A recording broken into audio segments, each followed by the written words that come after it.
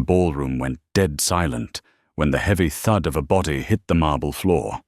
A 250-pound woman from the south side of Chicago had just threatened the most dangerous capo in the Midwest. What happened next wasn't a massacre. It was a twisted obsession that would burn an empire to the ground. The annual winter charity gala at the historic Astor Mansion in Chicago was never really about charity. It was a glittering facade, a gathering of the city's political elite rubbing shoulders with the men who truly ran the streets. Beatrice Gallagher knew this better than anyone. As the owner of Sugar and Sin, a highly sought-after boutique catering company, she was hired to build a sprawling, three-tiered Venetian dessert table that anchored the grand ballroom. Beatrice was 28, exhausted, and unapologetically taking up space. She was a fat woman in a room entirely populated by socialites who survived on lemon water and cocaine. She wore a custom-tailored, deep emerald-wrap dress that hugged her broad hips and generous curves, her dark hair pinned up in a severe, elegant twist. She didn't try to shrink herself to fit the high society mold. She stood tall behind her towers of cannolis and tiramisu, her presence solid grounded and intensely commanding. It was 11:30 p.m. when the trouble started. Vincent Moretti, a newly minted capo in the Castiglione crime family, had spent the last hour draining highball glasses of scotch. Vincent was a notoriously vicious man, a street-level enforcer who had brutally climbed the ranks. He was also a man who believed every woman in his line of sight was a commodity to be consumed. He swayed as he approached the dessert table, completely bypassing the pastries. His bloodshot eyes raked over Beatrice, pausing on the heavy curve of her breasts and the wide flare of her hips. "Well, well." Vincent slurred, leaning heavily against the linen-draped table, knocking over a silver tray of truffles. "Looks like they brought out the main course. You're a lot of woman, aren't you, sweetheart? I like a girl with some meat on her bones. Gives a man something to hold on to." Beatrice didn't flinch. She picked up a damp cloth and calmly wiped the frosting off the silver tray. "The desserts are for the guests, Mr. Moretti. If you'd like one, take it. Otherwise, you're in my way." Vincent's ugly, cruel laugh echoed over the string quartet playing in the background. A few socialites standing nearby noticed the interaction and quickly turned away, terrified of getting caught in Vincent's crosshairs. "Feisty Warsch." Vincent sneered, stepping around the table. He crowded into Beatrice's personal space, the reek of stale cigar smoke and cheap cologne overwhelming the scent of vanilla and sugar. He reached out his heavy, rough hand, clamping down hard on her fleshy waist, his fingers digging painfully into her side. "You think because you're the help you can talk to me like that?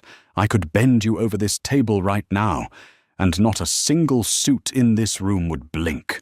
Beatrice went completely still. Her heart hammered against her ribs, a primal instinct screaming at her to run. But Beatrice Gallagher had survived growing up in a neighborhood where showing fear was a death sentence. She turned her head, her dark eyes locking onto Vincent's bloodshot ones with absolute sub-zero fury. "Touch me again and you'll regret it," Beatrice said. Her voice didn't shake. It wasn't a plea. It was a promise. Vincent blinked, genuinely stunned for a fraction of a second. Then his face twisted into a mask of pure rage. "You fat bitch," he hissed, raising his hand to backhand her across the face. He never made contact. A hand encased in a bespoke black leather glove shot out from the shadows and clamped around Vincent's wrist. The grip was so sudden, so impossibly violent, that the sickening crack of bone echoed over the sudden silence of the ballroom. Vincent screamed, dropping to his knees, his wrist snapping backward at a gruesome angle. Standing behind him was Dominic Castiglione, the boss. Dominic was a ghost of a man who ruled the Midwestern underworld with absolute, terrifying precision. He was tall, dressed in a sharp charcoal, Tom Ford suit, his face a chilling mask of aristocratic indifference. His dark eyes devoid of any warmth, flicked from the whimpering capo on the floor to Beatrice. The entire ballroom had frozen. Politicians stopped mid-sip.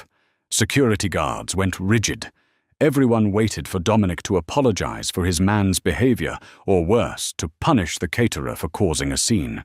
Instead, Dominic released Vincent's shattered wrist and smoothly withdrew a pure white silk handkerchief from his breast pocket. He wiped his leather glove as if he had just touched raw sewage. "Carmine," Dominic said quietly, not raising his voice. His underboss, Carmine Falco, materialized from the crowd instantly. "Take Mr. Moretti to the meatpacking facility on Randolph Street." Dominic ordered, his voice like grinding ice. "Remove the hand he just used to touch Miss Gallagher. Then remove his tongue so he can never speak to her in that tone again." Vincent's eyes rolled back in horror. "Boss Dominic? Wait, please. She's a nobody. She's just a fucking baker." "Drag him out," Dominic commanded. Two massive men grabbed Vincent by his armpits and dragged him backward through the opulent ballroom. Vincent's frantic screaming echoed off the vaulted ceilings until the heavy oak doors slammed shut, sealing the silence. The crowd was paralyzed. Capos were untouchable. To mutilate a high-ranking earner over a verbal spat with civilian catering staff was unthinkable. It violated every rule of the syndicate. Dominic finally stepped forward, closing the distance between himself and Beatrice. He towered over her, smelling of expensive cedarwood and cold night air. He looked down at her, his dark eyes tracing the defiance still burning in her expression, taking in the full, unyielding shape of her body. "Are you unharmed, Beatrice?" Dominic asked, his voice suddenly dropping to a low, intimate timbre that sent a shiver down her spine. Beatrice stared at him, her chest heaving. "How do you know my name?" Dominic offered a faint, razor-thin smile. "I know everything about you. Come with me. We have business to discuss, and you are no longer serving pastries." Beatrice didn't have a choice. When the head of the Castiglione family told you to follow him, you followed, or you ended up in the trunk of a Lincoln Town car. She walked beside him, through the labyrinthine halls of the Astor mansion, leaving the music and the terrified whispers of the gala behind. They entered a heavy mahogany-paneled library on the 3rd floor, the doors clicking shut with a terrifying finality. Dominic walked over to a crystal decanter on his desk, pouring 2 fingers of amber liquid. He didn't offer her one. Instead, he leaned against the heavy oak desk, crossing his ankles, and watched her. Beatrice stood by the door. She didn't cross her arms or try to make herself smaller. She stood with her shoulders back, her emerald dress catching the dim light of the fireplace. "You just crippled your own captain," Beatrice stated, breaking the heavy silence. Her voice was remarkably steady. "Over a waitress." "Why, you are not a waitress," Dominic corrected smoothly. "You own sugar and sin.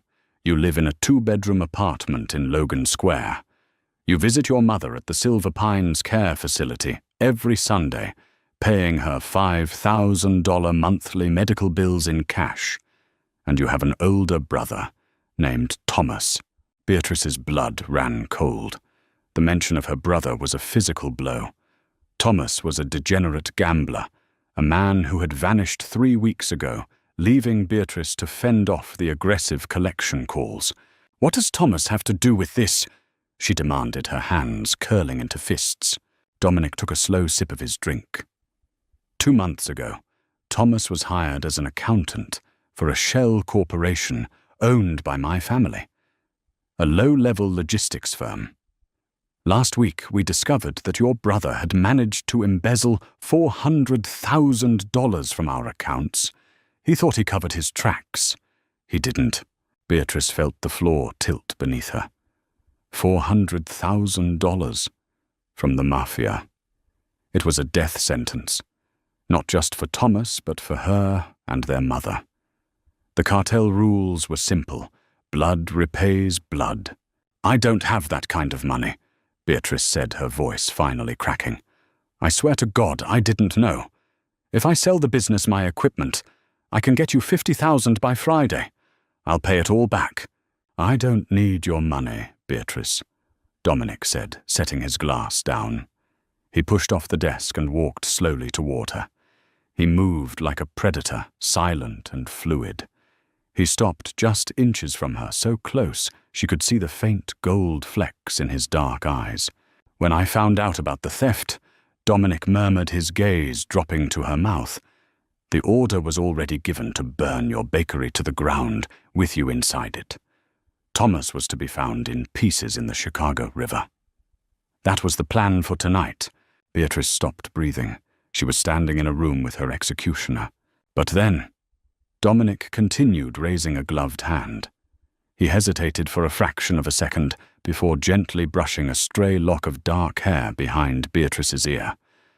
The touch was feather-light, reverent, a stark, jarring contrast to the violence he had just unleashed downstairs.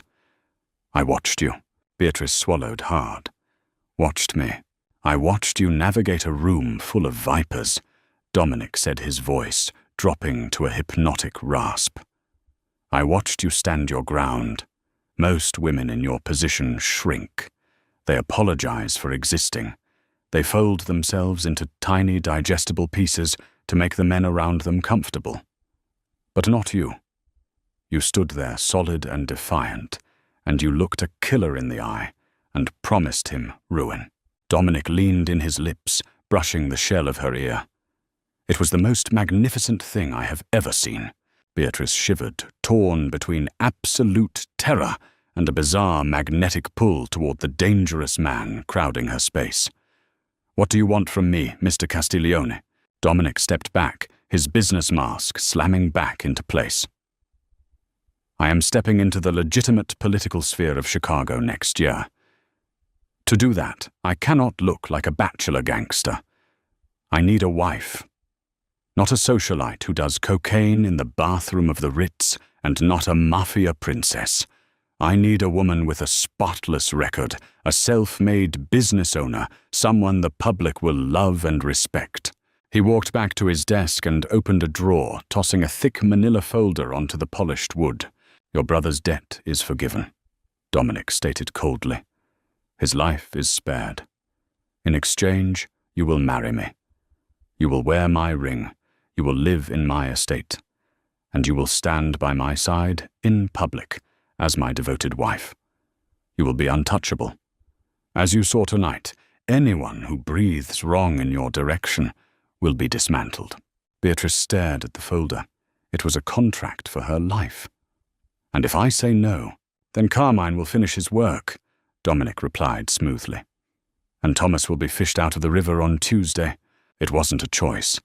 It was a trap forged in velvet and steel. Beatrice looked at the man who had just brutally maimed someone to protect her, a man who was now legally enslaving her. She walked over to the desk, her emerald dress swishing against her heavy thighs. She didn't look at the papers. She looked Dominic dead in the eye. "You think you can buy me with my brother's life?" Beatrice said, her voice dropping to a lethal whisper. "You think you're saving me. But if you put a ring on my finger, Dominic, you better be prepared for the fact that I won't just be your prop. I won't be quiet, and I won't be obedient." Dominic Castiglione stared at the magnificent, furious, beautiful woman standing before him. For the first time all night, a genuine, terrifying smile broke across his face. "I am counting on it, Mia Regina. The transition from a two-bedroom apartment in Logan Square to the sprawling, heavily guarded Castiglione estate in Lake Forest was violently abrupt. Beatrice Gallagher didn't pack a bag. She was simply relocated. By Monday morning, she woke up in a master suite, the size of her entire bakery, wrapped in Egyptian cotton sheets, with a 4-carat emerald-cut diamond weighing down her left hand. Dominic kept his word. Her brother Thomas's debts were wiped clean, though Thomas was promptly sent to a rehabilitation facility in upstate New York that Beatrice heavily suspected was just a gilded prison to ensure her continued cooperation. Her mother's medical bills were paid a year in advance. Beatrice's life as she knew it was over. But if Dominic Castiglione thought he was bringing home a quiet, malleable civilian to decorate his mansion, he was severely mistaken. The first clash occurred on a Thursday, 4 days into her captivity. Dominic had summoned his inner circle, the remaining capos, his sharp-tongued Aunt Carmela, and his financial advisors for a private catered dinner in the estate's grand dining room to officially introduce his future wife. A team of Italian stylists had arrived that afternoon with racks of designer clothes. They had taken one look at Beatrice's 250-pound frame and immediately tried to force her into a shapeless dark navy muumuu to disguise her proportions. Beatrice had physically thrown the stylist out of her suite. When Beatrice finally descended the sweeping mahogany staircase that evening, the low murmur of conversation in the foyer abruptly died. She had bypassed the stylists completely and called her own seamstress from the south side. Beatrice wore a breathtaking blood-red velvet gown that featured a plunging sweetheart neckline cinched violently at her waist before cascading over her wide, heavy hips. She wore her weight like armor. She was voluptuous, imposing, and completely unashamed, her dark hair tumbling over her bare, pale shoulders. She paired it with Christian Louboutin heels she had bought with her own bakery profits 3 years ago. Dominic was standing by the fireplace, nursing a glass of Macallan 25. When he saw her, the glass stalled halfway to his mouth. A dark, primal hunger flashed in his eyes, a look so intense it made the hairs on the back of Beatrice's neck stand up. He crossed the room, the crowd of dangerous men parting for him instantly. "You look like a queen." Dominic murmured his voice, a low gravel meant only for her. His gloved hand settled on the deep curve of her hip, his thumb pressing possessively into the plush flesh through the velvet. "My queen, I look like myself, Dominic," Beatrice replied, her voice cool and carrying just enough for the nearest guests to hear. "I won't be hidden in oversized silk like a shameful secret." Dominic's lips twitched in a rare, genuine smirk. "I would burn the city before I ever hid you." The dinner, however, was a battlefield. They sat at a massive mahogany table imported from Florence. To Beatrice's right sat Aunt Carmela, a severe woman dripping in Mikimoto pearls who had spent the first 2 courses glaring at Beatrice's plate. Across from her sat Lorenzo Russo, a notoriously arrogant capo who managed the family's West Side extortion rackets. As the main course, a heavy osso buco was served. Lorenzo leaned back, swirling his Barolo wine. He looked at Beatrice with naked contempt. "So, Miss Gallagher," Lorenzo drawled his voice, cutting through the clinking of silver. "A baker. It's an interesting choice for the boss. I suppose it explains the hearty appetite.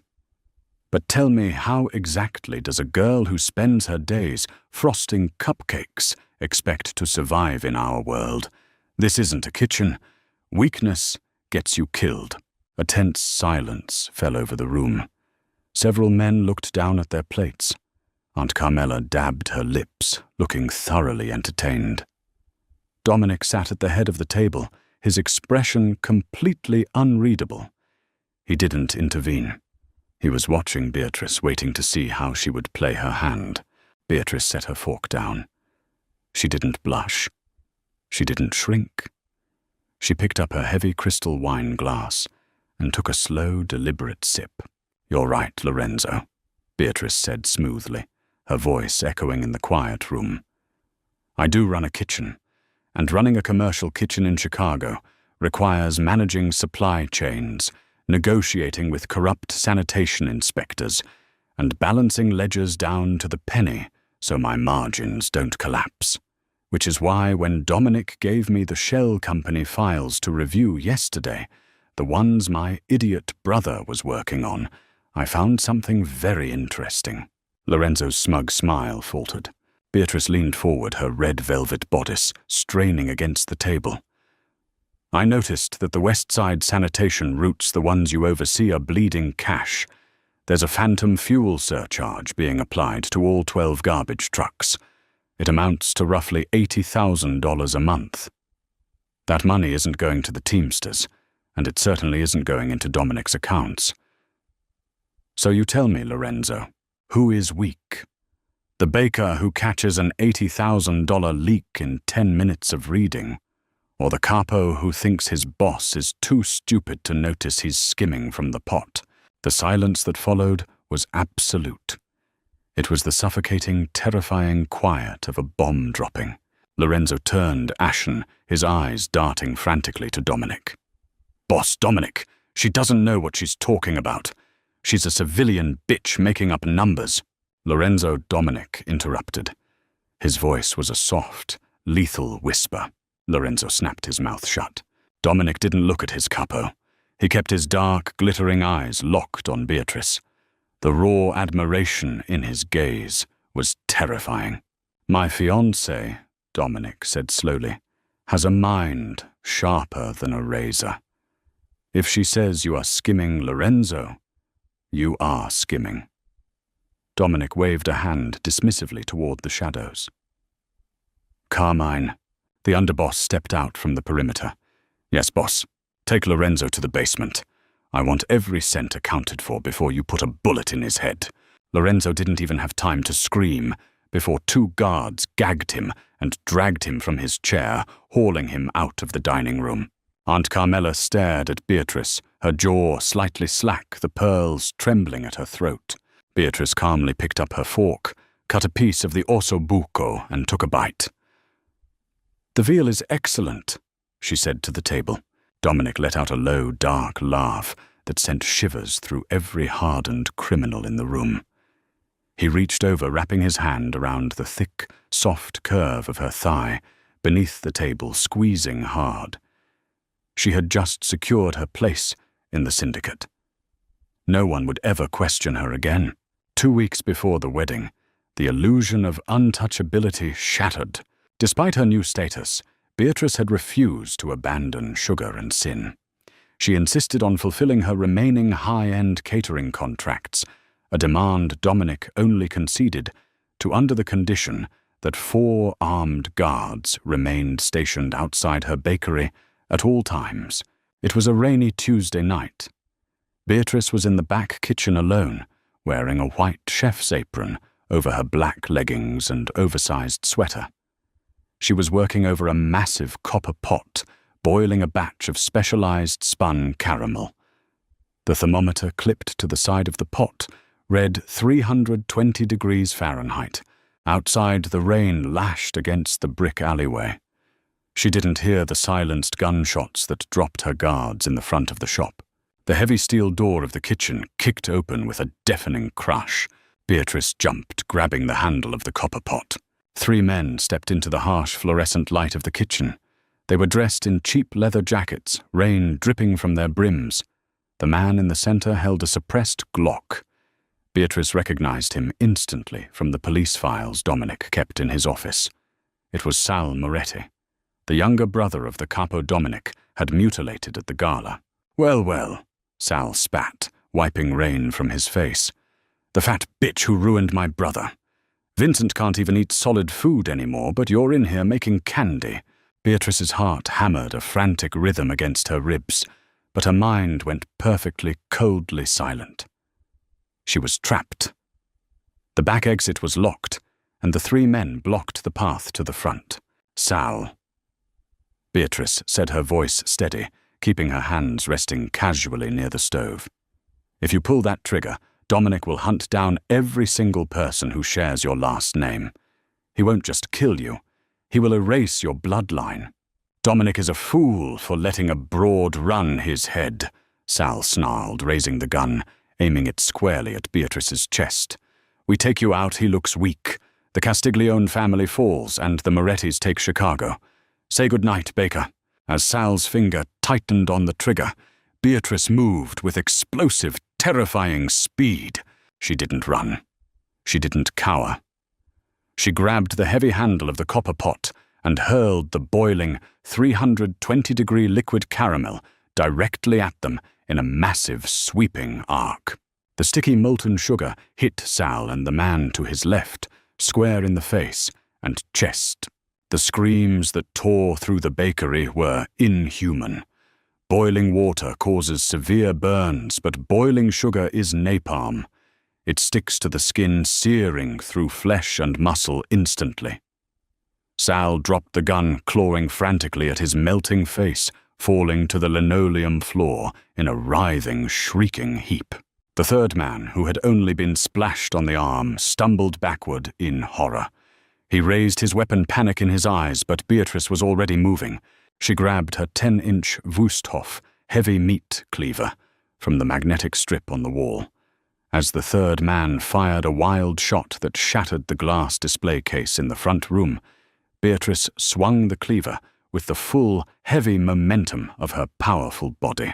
The blade buried itself deep into the man's collarbone. He dropped like a stone, blood spraying across the pristine white tiles of the kitchen. Beatrice stood there, her chest heaving, her apron splattered with blood and hardened droplets of sugar. Sal was still screaming on the floor, the stench of burning flesh filling the sweet air of the bakery. Suddenly, the front doors of the bakery were smashed open. Heavy boots pounded across the hardwood floor. Dominic burst into the kitchen, his Tom Ford topcoat drenched in rain, a custom 1911 pistol gripped tightly in his hand. His eyes were wide, frantic, an emotion no one in the underworld had ever seen him display. He stopped dead in his tracks, taking in the carnage. 3 men down. 2 agonizingly dying from molten sugar, burns, 1 bleeding out from a meat cleaver lodged in his chest. And in the center of it all stood Beatrice, entirely unharmed, holding her ground like an ancient goddess of war. Dominic lowered his gun. He stepped carefully over Sal's thrashing body, his eyes locked entirely on the woman in front of him. He didn't ask if she was okay. He didn't coddle her.